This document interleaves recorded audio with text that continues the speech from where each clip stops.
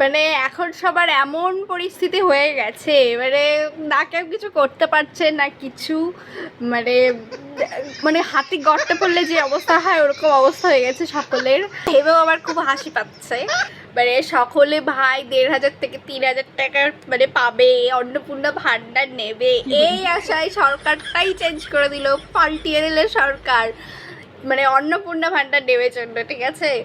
কিন্তু অন্নপূর্ণা ভান্ডার নিতে গেলে ১২টা ফর্ম নিতে, মানে ভরতে হবে তোমাকে, মানে ১২টা ফর্ম।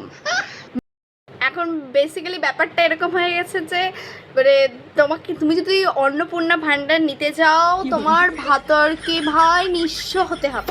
তোমার গাড়ি বাড়ি ধন দৌলত কিছু যদি থাকে, তুমি তোমার অন্নপূর্ণা ভান্ডার ভুলে যাও ভাই।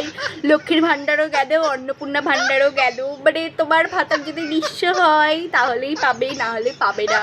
মানে সরকার চেঞ্জ করতে গিয়ে, সরকার পাল্টাতে গিয়ে সব উল্টে পাল্টে গেছে ভাই।